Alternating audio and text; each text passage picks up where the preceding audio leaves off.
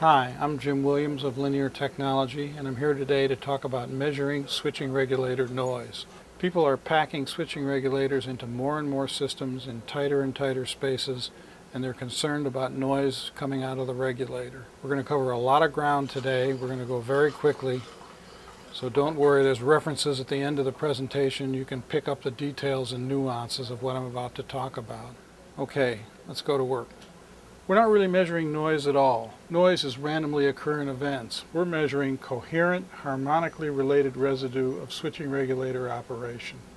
It's directly related to the switch frequency and the harmonics of the switch frequency. Typically, 100 microvolt to 10 millivolt amplitudes are of interest in 100 megahertz bandwidth. Why 100 megahertz? Because the systems you're building are sensitive to wideband operation.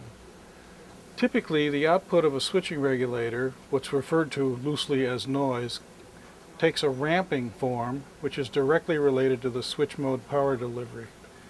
There's harmonic content here, at the peaks, the inflection points, and a much wider frequency of bandwidth than the ramping. The measurement scheme we're going to use takes advantage of the residue small signal bandwidth by turning the entire measurement path into a 50 ohm system. This approach, turning everything into 50 ohms, has noise, bandwidth, and probe connection advantages. 50 ohms is just the way to go when you're trying to measure high speed at low noise. Dropping down to the bottom of the page here, the switching regulator is represented by this box to the left. We institute a 50 ohm coaxial measurement path with a back termination out of the switching regulator's dummy load, down a 50 ohm cable, through this AC coupled clamp. What's that? That's basically a capacitor and clamp diodes in a 50 ohm coaxial enclosure in front of the preamp. The preamp output feeds a 50 ohm scope, which is triggered by a flux sensing probe located above the magnetics of the switching regulator. And the reason I do this is to break up any potential path, ground loop path, between the scope and the regulator board, so there's no galvanic connection in the trigger connection.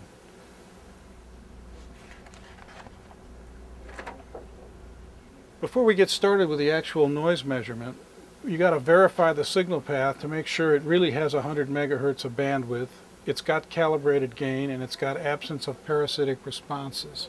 To do this, we verify bandwidth by putting in a very fast rise time pulse and noting that the rise time is less than 3.5 nanoseconds, which corresponds to 100 megahertz bandwidth.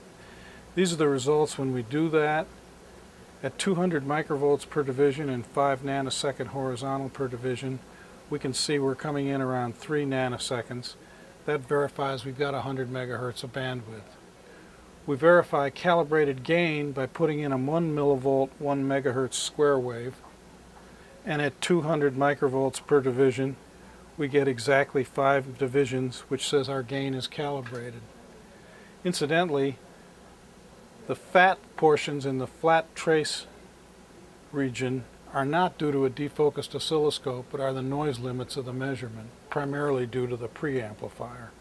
Now let's step over here to the bench and take a look at what we can do on a scope to make an actual noise measurement. Okay, we're here at the bench and we're actually going to measure some switching regulator noise. Let's take a look at what we've got for a setup. This is the actual switching regulator we're going to test. This big brown ugly resistor is the dummy load. This probe here is our floating galvanically isolated trigger probe, which comes over here to the trigger channel of the oscilloscope. Before we actually measure noise, we want to determine what our signal path residual noise looks like. With the power off at 100 microvolts per division, that's the noise defined by the preamplifier, about 100 microvolts. Now I turn the power on. You can just make out a silhouette in the noise. A little bit of parasitic zero signal noise, but nowhere near what we're about to measure for noise. So we're pretty safe on that account. Now let's move the signal channel from probe ground to signal. The ripple that we talked about earlier in the presentation becomes clearly delineated. You can see we're about at 100 microvolts per division, we're about 200 or 300 microvolts high. It's harder to see these wideband harmonics, which define the high frequency content of the waveform. If I go to a faster sweep speed, they become clear. This is about 500 microvolts of wideband harmonic, again in a 100 megahertz bandpass. This is how we measure switching regulator noise at Linear Tech.